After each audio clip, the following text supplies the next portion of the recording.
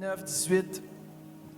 Et j'ai vraiment cette pensée, j'ai commencé à partager sur ce passage. On rentre dans cette semaine prophétique. On a la conférence prophétique qui s'en vient le 14 et le 12 au soir aussi.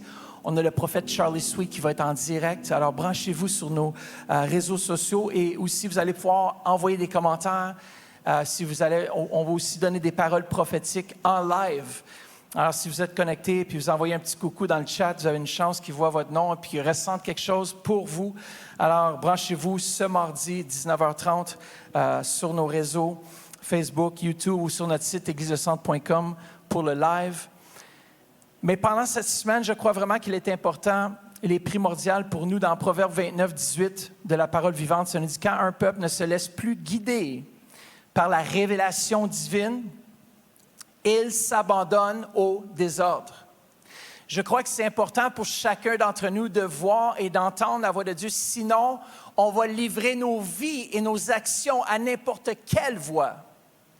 C'est important pour nous, si on veut de l'ordre dans notre vie, qu'on puisse mettre du temps, prendre du temps à part. C'est pour ça qu'on a la conférence prophétique, que vous puissiez venir et prendre le temps, mettre du temps à part pour Dieu. Et je crois que Dieu, vous savez, ça prend une parole de Dieu dans votre vie pour changer votre destinée. Il y a des gens qui étaient justement dans des conférences comme celle qui s'en vient et qu'une parole a modifié, a changé, a changé, ça a modifié leur destinée ou ça les a fait entrer dans leur destinée. Et je crois que plusieurs d'entre vous, vous allez recevoir des paroles qui vont vous aider, pas seulement des paroles d'un homme, mais des paroles qui viennent du trône de Dieu, afin de pouvoir marcher dans un ordre divin que Dieu a établi. Ça le dit ici, Proverbe 29, 18 de la PV, ça dit « Quand un peuple ne se laisse plus guider par la révélation divine, il s'abandonne au désordre. » Moi, je décide de ne pas m'abandonner à aucun désordre. On voit que ce monde est plein de désordre, n'est-ce pas? Dernièrement, c'est le désordre et le chaos, on le voit partout. On voit la division, on voit toutes sortes de choses. Mais nous, en tant qu'enfants de Dieu, pendant ces temps qui semblent être plus sombres ou peut-être plus décourageants, qu'on garde nos regards sur Jésus. Qu'on garde notre regard dans les choses qui ne sont pas terrestres. Les choses de ce monde vont un jour passer, ce qui va demeurer, c'est Jésus. C'est ce qui est éternel. Et aujourd'hui, en ce jour, je veux remercier Dieu pour sa vision. Je veux remercier Dieu que j'ai ses yeux, que j'ai son cœur, que je suis, dans le fond, ses pieds, ses mains, son porte-parole.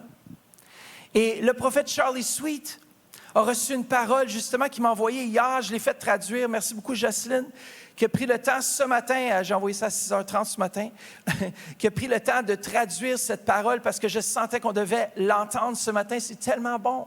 Regardez ce qu'il nous a dit. Quand tu montes sur l'estrade pour prêcher, sache que Dieu relâche une présence extrêmement efficace de prière dans ton église et tu vas prêcher avec une épée prophétique dans la main.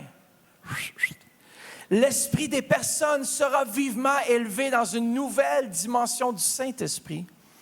Et leur esprit, ça c'est vous là, feront un bond en avant et seront énergisés. L'espoir se transformera en une grande foi et une grande puissance.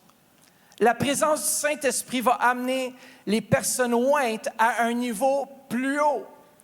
Peut-être que vous avez été à un certain niveau pendant des années.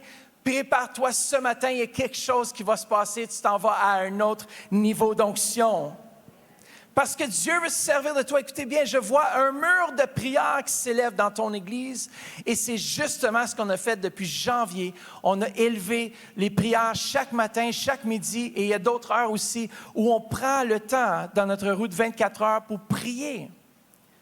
Faites partie, des fois... Moi, je crois qu'un jour vient où est-ce qu'on va entendre qu'il s'est passé des choses fantastiques sur le live, puis ceux qui auront été là auront goûté, auront vécu, ils auront vécu ce moment. Et des fois, c'est des moments kairos de Dieu qui viennent et qui marquent notre vie. Écoutez bien, je vois un mur de prière qui s'élève dans ton église. prière de puissance et les guerriers vont se lever pour faire avancer l'Église. C'est vous les guerriers, c'est vous les guerrières. Je m'entends un cri. Ouais, comme Gédéon la semaine passée, c'était des cris beaucoup plus forts. Comment je peux entendre des cris ce matin de guerriers et guerrières? Wouhou! Yeah, c'est ça. Je vois l'Église, j'entends les tambours qui grondent, les prières monter et j'entends un cri de guerre qui s'élève parmi les gens.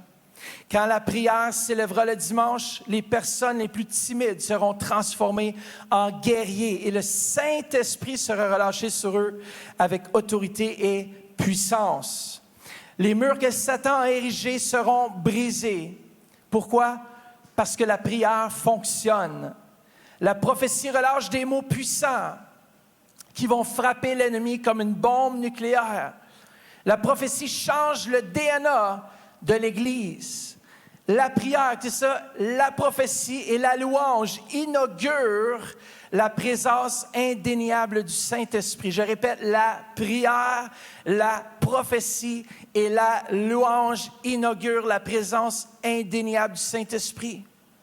La prière de Jabez n'était pas la meilleure prière, mais parce que Jabez honorait Dieu, Dieu lui a accordé sa demande. De la même façon, Dieu donne la victoire à son peuple parce que son peuple crie à lui durant le combat. Il leur a donné ce qu'ils voulaient parce qu'ils lui ont fait entièrement confiance. Dieu est passionné et le combat appartient à Dieu. Il a le contrôle absolu et il est le seul qui en détermine le résultat. Élevez vos voix vers Dieu pour qu'il vous aide aujourd'hui dans les combats que vous vivez. Laissez-le entendre votre voix clairement et fortement et sa droiture régnera par-dessus l'atmosphère pesante qui essaie de faire chuter les combattants. Il est maintenant temps de se lever, de courir vers ces géants pour les anéantir. Et je crois vraiment que cette parole, elle est pour aujourd'hui. Je la reçois pour aujourd'hui. Cette dernière phrase est tellement pertinente à la situation dans laquelle on se retrouve tous. On voit beaucoup de gens qui sont découragés, beaucoup de gens qui veulent abandonner, beaucoup de gens qui sont perdus, sont un peu dans la confusion. Et c'est pour ça que pendant tout ce mois et le mois dernier aussi, j'ai rentré dans cette dimension prophétique où on a besoin de garder nos yeux sur Jésus. En cette saison, parfois, il y a des saisons comme ça où les choses peuvent devenir floues dans nos vies. Et ce n'est pas le temps d'abandonner la course. On dit toujours que le temps, ce n'est pas le temps, lorsque les choses ne vont pas bien, d'abandonner. On ne prend pas une décision permanente sur des situations temporaires. Il y a des choses qui se passent dans vos vies, puis des fois, on veut faire des décisions drastiques. Je veux tout changer, je veux faire ceci. Puis là, on se retrouve et on dit, mais pourquoi j'ai fait ça? C'est important, frères et sœurs, de rester fixe sur le rocher qui est Jésus-Christ en cette saison. Est-ce que je peux entendre un amen aujourd'hui? Aidez-moi dans cette journée d'action de grâce. J'ai besoin d'entendre vos prières, « Yes, c'est bon, pasteur, continuez à prêcher, continuez à partager. » Yes, en plus, c'est le mois de l'appréciation des pasteurs. En plus. Vous savez, tous les pasteurs avec qui je parle, je lis les articles, plein de choses, tous les pasteurs ont vraiment vécu des moments difficiles dans ces derniers 2 ans. Parce que, vous savez, c'est une saison complètement différente. C'est quelque chose que l'Église n'a jamais vécu. Et j'ai besoin de vos encouragements. On a besoin de continuer ensemble, d'avancer dans ce que Dieu planifie pour chacun d'entre nous. Et c'est le moment de regarder vers Dieu. Et je crois que Dieu a déposé en vous, j'ai lu selon 1 Corinthiens chapitre 12, les dons que l'Esprit dépose dans l'Église afin qu'on puisse être édifié. Les dons sont là en vous et vont être activés cette année parce que c'est Dieu qui les active par son Saint-Esprit. On a parlé, Pasteur Louise, il y a quelques semaines, a parlé du discernement. Et le discernement fait partie des dons de révélation, on s'en souvient? Les dons qui révèlent quelque chose. On sait que dans la révélation, il y a 9 manifestations. Je ne sais pas si je vais mettre la slide des 9 manifestations qui sont divisées en 3 catégories. On voit 9 manifestations de l'Esprit et 3 catégories. On voit la catégorie de révélation. Il y a les dons de révélation, qui est le don de discernement des esprits, de la parole de connaissance et la parole de sagesse. On voit aussi les dons de puissance, qui sont celui de foi, de guérison, et l'autre aussi d'inspiration, qui sont la prophétie, le parler en langue et la traduction ou l'interprétation des langues. Dans celui de puissance, il y a le don de la foi, la possibilité de faire des miracles et le don des guérisons. On a vu un peu ces trois catégories et la dernière fois, on a regardé le don ou les dons de révélation. Dis à quelqu'un, ce matin, tu reçois quelque chose de l'Esprit Saint.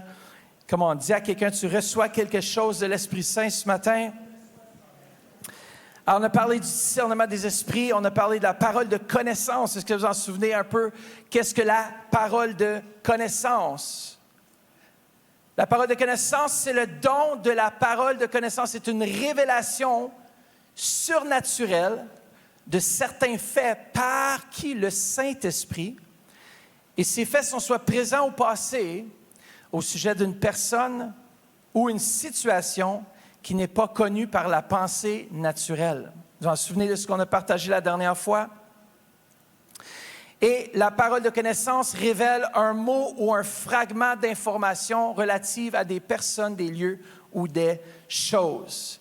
On a aussi vu que la parole de connaissance, ce n'est pas quoi? Ce n'est pas quelque chose qui vient après de nombreuses années de marche avec le Seigneur. C'est différent. Cette connaissance qu'on va aller chercher à l'école biblique, Kairos, c'est différent. Ici, on parle d'une révélation surnaturelle. Tu n'avais aucun fait, aucune connaissance. Tu n'avais pas fait d'investigation. Ce n'était pas une expérience de vie, mais c'est quelque chose qui a été révélé par Dieu lui-même dans la situation dans laquelle tu te retrouvais. Il y a quelque chose que Dieu te révèle. Amen. Est-ce que vous comprenez la différence entre la parole de connaissance et avoir de la connaissance? La parole, c'est Dieu lui-même, le Saint-Esprit qui révèle à nos cœurs. Et aujourd'hui, on va regarder la parole de sagesse. Alors, c'est quoi la parole de sagesse? Le don de la parole de sagesse est une révélation surnaturelle par le Saint-Esprit, donnant aux croyants la sagesse qui vient de Dieu pour procéder au cours d'une action basée sur la connaissance naturelle ou surnaturelle. Je vous donne un exemple concret. Lorsque je travaille beaucoup encore dans les médias, je suis impliqué avec les médias, et je me rappelle un jour, je ne savais pas comment faire quelque chose. Il y avait dans mon programme, dans le logiciel, j'essayais de le figurer. J'ai prié, Seigneur, aide-moi, je suis bloqué. Je ne pourrai pas continuer à avancer si tu ne me révèles pas comment faire cette chose. J'avais regardé en ligne, il n'y avait pas rien qui me disait comment faire. Et au courant de la nuit, 10 paroles de sagesse. Ou révélation du Saint-Esprit qui me donne la sagesse nécessaire pour accomplir dans le naturel ce qui est impossible par ma propre sagesse. J'avais une connaissance, je connaissais jusqu'à un certain point, mais j'avais besoin de révélation et j'avais besoin de sagesse de Dieu pour savoir comment procéder. Et pendant la nuit, Dieu m'a montré le menu dans mon programme.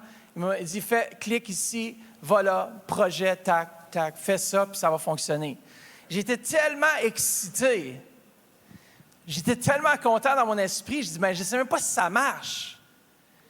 Et là, j'appelle ma mère, je dis, « Hey, tu t'imagines pas quoi, j'ai rêvé. » Puis elle était comme, « T'as rêvé de quoi? » Non, j'ai rêvé comment faire, comment régler le problème dans la régie, comme dans mon montage vidéo. Puis elle dit, « OK, c'est super. » J'ai dit, « Je n'ai pas testé encore, je m'en viens à l'église, j'ai hâte d'être là pour le tester. » Et justement, je rentre, je fais exactement ce que mon rêve m'avait révélé. Et la chose fonctionne. Frères et sœurs, Dieu se révèle, mais il veut nous donner la sagesse, comment faire les choses. Et on voit que dans nos vies, parfois, on peut recevoir une parole de connaissance. Et même dans chaque vie, ici, il y a certaines personnes qui ont reçu des paroles de Dieu. Vous recevez une direction de Dieu, mais vous ne savez pas comment la mettre en application. Mais la parole de sagesse suit de proche la parole de connaissance qui révèle la volonté de Dieu ou qui révèle un fait que tu ne connais pas en dehors de ta propre capacité. Et maintenant, la parole de sagesse vient puis te dit comment la mettre en application. Et on voit dans la parole de Dieu ces deux éléments prophétiques qui fonctionnent côte à côte. C'est un peu comme le poumon droit et le poumon gauche. Tu as besoin des deux pour bien respirer. Tu as besoin de la connaissance qui vient de Dieu pour savoir dans quelle situation, là où tu te retrouves. Mais tu as besoin aussi de la sagesse de Dieu pour savoir comment t'en sortir. C'est beau avoir la révélation de la parole de Dieu ou avoir une certaine révélation, mais parfois, il faut savoir la mettre en application. Et je crois que dans le prophétique, dans n'importe quel autre domaine, c'est bien d'avoir la connaissance. C'est comme celui qui va au travail, il a appris à l'école comment le faire. Et lorsqu'il va sur le chantier, c'est un autre monde complètement. Hey, je n'ai pas appris ça à l'école. Non, c'est ça, bienvenue dans le sentier de l'expérimentation. Pourquoi? C'est la même chose en Dieu. Dieu se révèle à nous, mais il est plus préoccupé aussi comment l'accomplir. Il veut nous donner la révélation. Est-ce que vous êtes prêts ce matin? Est-ce que vous êtes prêts? Souvent, je vis des situations dans ma propre vie et Dieu Saint-Esprit me révèle comment le faire. Soit c'est dans mon temps de prière, soit c'est dans le temps aussi de prière avec l'équipe de prière. Je vais avoir des révélations. C'est drôle parce que lorsque je m'assieds pour prier et je suis en train de lire ma Bible et je suis en train de méditer sur les bontés de Dieu, tout à coup, le Saint-Esprit dit « OK, tu dois faire ceci aujourd'hui. » Là, je commence à sortir ma liste, mais tu dis « Pasteur, c'est pas spirituel. » Mais c'est exactement ça. Dieu, il n'est pas juste dans « Oh, harashakarababa ». Dieu est dans le quotidien. Dieu, on sert un Dieu pratique. Et parfois, on oublie que Dieu est préoccupé par notre vie au quotidien et comment procéder dans notre journée. Comment éviter les pièges, comment éviter les choses qui nous guettent. En tant qu'enfant de Dieu, Dieu va te révéler où aller en premier et où aller en deuxième. Exemple, je me rappellerai toujours, ça c'est une parole de sagesse, quoi faire. Je savais qu'il y avait quelqu'un que j'étais pour rencontrer dans un magasin. Je ne savais pas que j'étais pour rencontrer 2 personnes dans un magasin puis une autre personne dans un autre. Mais le Seigneur, je devais faire 2 arrêts. Et le Saint-Esprit m'a dit, va à tel endroit en premier. Et je vais dans tel magasin et qui je rencontre un membre de l'Assemblée qui était dans un grand besoin. Alors, j'ai prié avec cette personne-là, je l'ai béni. Et après ça, il dit, OK, maintenant, tu peux aller à l'autre magasin. Et arrivé à l'autre magasin, je vois une autre personne qui est là, que je connais. Il dit, écoute, il n'y a pas d'hasard avec Dieu. Dieu voulait absolument que je rencontre ces 2 personnes. Avoir été au premier avant, je n'aurais pas rencontré ces gens. Alors, Dieu, il est préoccupé. Il nous dit, OK, tu dois faire telle chose aujourd'hui, mais voici comment tu vas le faire aujourd'hui. Et c'est dans le comment le faire qu'est la parole de sagesse. Dieu, il veut te révéler peut-être un problème dans ta vie, mais il ne veut pas te laisser avec ton problème. Il veut te donner la sagesse pour en sortir. Et c'est là qu'on a besoin de la révélation de Dieu. On a besoin de sa connaissance. On a besoin de comprendre le cœur de Dieu dans la situation où on se retrouve et aussi avoir sa sagesse, cette parole de sagesse qui nous libère des problèmes dans l'actualité. Alors, la parole de sagesse, elle a pour but de nous révéler comment appliquer la connaissance révélée à travers la parole de connaissance ou même le discernement des esprits. Parce que tu peux avoir une personne qui est prise avec quelque chose. Mais c'est une chose de reconnaître, et ça dans le prophétique, souvent on fait l'erreur, même en tant qu'Église. On va reconnaître un problème chez quelqu'un, mais on ne va pas demander à Dieu la solution, comment l'aider à s'en sortir. Et le problème souvent, c'est qu'on peut avoir le discernement des esprits, on peut même avoir une parole de connaissance. Alors tu vois une situation que tu ne connaissais pas avec tes pensée naturelle, mais tu as aussi besoin de la sagesse de Dieu pour savoir comment négocier dans la situation. C'est une chose pour nous en tant qu'Église de recevoir la révélation de Dieu pour la saison dans laquelle on se retrouve. Mais je déclare que dans notre Église, nous allons voir la parole de sagesse, nous allons voir la révélation qui vient de Dieu. Comment faire? Comment mettre en application ce que Dieu me montre aujourd'hui? Et je crois que c'est la plus grande des choses. C'est pourquoi est-ce qu'à l'école de médecine, par exemple, il y a tellement d'années pratiques. Ils doivent mettre les mains dans ce corps, puis attacher les tubes, puis attacher les tripes, attacher quoi. Ils doivent mettre les mains à l'action. Sinon, ils ne le feront pas. Ils vont saisir, mais ils ne pourront pas le mettre en application tant sur longtemps qu'ils ne l'ont pas fait. Comment? Est-ce que vous me suivez ce matin? Est-ce que vous savez que Dieu veut se révéler à vous? Est-ce que vous savez qu'il parle maintenant? Moi, je vois, il y a des gens ici qui sont dans des situations et puis ils ont besoin de sagesse de Dieu. Madame, je ne sais pas c'est quoi votre prénom avec le chandail rose avec la petite. Pierre-Lynne? C'est Pierre? J'ai pas compris. Pierre-Lynne. Sache que tu te retrouves dans une situation présentement où tu as besoin de la sagesse de Dieu. Et Dieu veut se révéler à toi. Père, merci que tu le fais. Merci ce matin que tu te révèles à notre sœur. Père, que tout empêchement, tout blocage, tout ce qui voudrait l'empêcher d'avancer, de progresser, soit anéanti maintenant au nom de Jésus. Tous les plans de l'ennemi qui se sont élevés contre elle sont brisés dans le précieux nom de Jésus. Père, on te remercie, tu lui donnes ta sagesse dans la situation qu'elle fait face présentement. Je ne sais pas si c'est une question de travail. Je vois un travail. Je ne sais pas si vous avez peut-être une difficulté ou vous cherchez à faire quelque chose en particulier, puis ça fait peut-être des années, mais sache que Dieu est avec toi et Dieu va te donner les désirs de ton cœur. Dieu te donne les désirs de ton cœur. Comment? Il va te donner la sagesse aussi, comment aller chercher les choses que tu as besoin. Alors, quelle est la différence entre une parole de connaissance et une parole de sagesse? La parole de connaissance traite avec les faits présents ou passés, et la parole de sagesse traite de la compréhension, de réagir pour le mieux sur ces faits selon le plan de Dieu. Je pense que j'ai besoin de relire parce que certains d'entre vous, vous avez, je vois un trait d'union, pas un trait d'union, un point d'interrogation.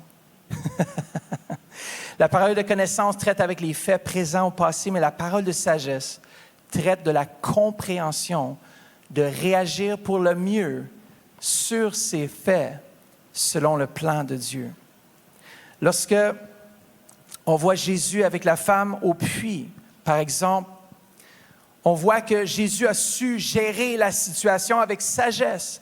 Il aurait pu dire, tu es une femme adultère parce que le mari que tu as présentement, ce n'est même pas ton mari. Il aurait pu dire, pourquoi? Mais au lieu de la condamner et de la juger, il lui a révélé son cœur, lui a révélé comment faire. Et chacun d'entre nous, on n'a pas seulement besoin de savoir ce qu'on ne fait pas de bien, parce que souvent, même les chrétiens, on a l'esprit de discernement, puis on dit, ah, toi, tu as des problèmes avec ça. Right? Des fois, ça peut arriver. Même sans avoir trop grand discernement, on peut déjà dire, toi, c'est quelque chose qui ne va pas dans ta vie. Mais est-ce qu'on peut prier pour demander la sagesse de Dieu? Comment apporter la victoire dans cette vie? Vous savez, frères et sœurs, on vit dans un temps, dans des situations où est-ce qu'on a besoin de plus la sagesse de Dieu. Dieu veut se révéler à moi. Dis, Dieu veut se révéler à moi. Et Dieu veut me donner sa sagesse. Cette parole, cette révélation, ce n'est pas juste une sagesse. On peut demander à Dieu la sagesse, et ça, c'est différent. Parce qu'on voit qu'on peut recevoir la sagesse comme Salomon a eu la sagesse. Mais ici, on parle d'un spontané. C'est-à-dire que tu ne savais pas quoi faire et tout à coup, tu sais quoi faire. Et tu peux avoir la sagesse, bien sûr, c'est important d'avoir la sagesse et de discerner les choses avec sagesse. Mais ici, on parle de quelque chose de spontané. Regardez bien, par exemple, Noé. Dans Genèse chapitre 6, verset 13 à 15. Alors, Dieu dit à Noé, « La fin de tous les hommes est décidée devant moi, car ils ont rempli la terre de violence. Je vais les détruire avec la terre. » Ça, c'est la connaissance. C'est une révélation des faits qu'ils ne connaissaient pas. Imaginez-vous si ça aurait arrêté là. Ouh! Je suis dans le trouble. On est tous dans le trouble. Mais Dieu lui a donné de la révélation supplémentaire. Il dit, fais-toi un bateau. Ça, c'est la sagesse. La révélation, Dieu lui a donné tout. On sait que c'était incroyable, les dimensions. Il a donné tout ce qu'il y avait de nécessaire. La sagesse pour construire un bateau avec les outils de l'époque. Je ne sais pas si certains d'entre vous, vous êtes charpentiers ici dans ce lieu qui travaillent le bois, mais je peux vous dire que c'était phénoménal à l'époque parce qu'il n'y avait pas des power tools. Mais Dieu lui a donné la sagesse, les dimensions. Imaginez-vous, il n'avait aucune idée combien d'animaux il était pour avoir dans l'arche. Mais Dieu lui a tout montré, les dimensions, les pièces à l'intérieur, avec quoi il devait faire l'arche, la hauteur, la largeur, la longueur. Il a tout donné ça, c'est la sagesse de Dieu dans la situation. Alors, il a eu cette parole de connaissance que Dieu était pour détruire la terre maintenant. Il devait savoir comment s'en sortir. Et Dieu lui a donné la solution. Alors ça, c'était la parole de sagesse au moment, à l'époque où Noé était là. Savez-vous que dans le Nouveau Testament, on a beaucoup plus encore. On a Dieu Saint-Esprit qui non seulement nous révèle les problématiques, mais qui nous révèle aussi la sagesse pour s'en sortir. Et je trouve ça, c'est merveilleux, n'est-ce pas? On a un guide. Ça nous dit que le Saint-Esprit, c'est notre guide. Comment? Notre conseiller. Je ne sais pas à propos de vous, mais quand tu as besoin de conseils, qui tu vas voir? Un conseiller. Mais Dieu Saint-Esprit est notre guide, notre conseiller. Vous vous souvenez de Daniel? Il a reçu aussi la révélation, il a reçu la connaissance, mais aussi l'application du rêve de Nabuchodonosor. Vous vous en souvenez? Nabuchodonosor a un rêve. Et c'était fou qu'il demande aux magiciens, aux gens qui étaient là, il dit « Qu'est-ce que j'ai rêvé? » Imaginez-vous, c'est comme si quelqu'un vient vers vous aujourd'hui et dit « Écoute, si tu ne me dis pas ce que moi j'ai rêvé, je te mets à mort. » Et c'était la situation dans laquelle Daniel se retrouvait avec Shadrach, Meshach et Abednego. Anania, Michal et Azaria, ils avaient changé de nom aussi, on appelait aussi Daniel Belchassar. Mais regardez ça ici dans Daniel chapitre 2, versets 17 à 23. Daniel rentra ensuite chez lui et exposa la situation à ses compagnons. Il les invita à implorer la compassion de Dieu du ciel afin qu'on ne le fasse pas mourir. Lui et ses compagnons avec le reste des sages de Babylone. Verset 19, c'est alors que le secret fut révélé à Daniel dans une vision pendant la nuit. Ah, yes! Merci Seigneur pour les révélations, les visions que tu nous donnes pendant la nuit. Alors, vous pouvez dormir et dans votre rêve, avoir une vision. Et encore plus loin, il faut avoir une vision à l'intérieur de la vision que vous avez dans votre rêve. Et ça continue. Dieu sait comment nous parler. Il sait comment le faire. Regardez bien. Daniel, dans une vision pendant la nuit, il bénit le Dieu du ciel en disant que le nom de Dieu soit béni d'éternité en éternité. C'est à lui qu'appartient la sagesse et la force. C'est lui qui change les temps et les circonstances, qui renverse et établit les rois, qui donne la sagesse aux sages et la connaissance à ceux qui ont de l'intelligence. C'est lui qui dévoile ce qui est profondément enfoui et caché, qui connaît ce qui est dans les ténèbres et la lumière réside auprès de lui. Verset 23, je trouve ça bon parce que ça termine bien ce matin par rapport à la parole de connaissance. Il dit ceci, Dieu de mes ancêtres, au verset 23, et c'est Daniel qui dit ceci, je te dis toute ma reconnaissance et ma louange parce que tu m'as donné la sagesse et la force et parce que tu m'as fait connaître ce que nous t'avons demandé. Parce que tu nous as fait connaître ce qui concerne le roi. Et on voit au verset 37 à 49, vous pourrez le lire à la maison, mais on voit que Daniel donne les détails de cette statue. On s'en souvient que c'était une grande statue. Et il a dit à Nabuchodonosor, il se grattait la tête, il dit, wow, le Dieu que tu sers est vraiment le Dieu des dieux. Personne n'aura pu connaître cette information, sauf si c'est le Saint-Esprit, c'est Dieu lui-même qui ne l'aurait pas révélé à Daniel. Et je crois que nous rentrons dans une saison où Dieu non seulement va nous donner la parole de connaissance, il va nous donner la sagesse dans notre quotidien, il va nous révéler quoi faire, mais il va nous révéler aussi comment faire, il va nous révéler c'est quoi le problème, mais nous donner aussi la solution. Est-ce que vous êtes d'accord avec moi que c'est important d'avoir la connaissance d'une chose, mais c'est encore plus important de pouvoir appliquer ce que Dieu nous montre pour renverser la situation? Et je crois que le temps arrive, le temps est maintenant, où est-ce que les enfants de Dieu vont marcher dans la lumière de Dieu, vont être éclairés, vont trouver faveur auprès des patrons, comme Daniel, Pourquoi? Parce que seul notre Dieu connaît l'avenir, seul notre Dieu est tout-puissant, seul notre Dieu peut nous donner de l'information cachée. Il nous révèle les choses que l'homme ne peut pas connaître de façon naturelle afin de nous faire tirer avantage en tant qu'enfants de Dieu. Écoutez bien, Daniel, si ce n'était pas du Dieu tout-puissant, aurait été mort avec tous les autres sages. Mais Dieu, il connaissait son Dieu et je connais mon Dieu. Et notre Dieu révèle ses pensées, révèle son cœur et il va au-delà, il te l'explique. Non seulement Daniel a révélé le rêve de Nabuchodonosor, mais il a expliqué en plus. Wow, ça c'est un combo de fou. Parole de connaissance, parole de sagesse. Un combo. Et moi, je déclare ce combo sur vos vies. Je déclare que Dieu Saint-Esprit qui va commencer à vous révéler dans votre cœur les choses que vous avez besoin de savoir et il va vous montrer comment vous en sortir. Amen. Est-ce qu'on peut prendre 1000 applaudissements pour le Seigneur, pour sa parole?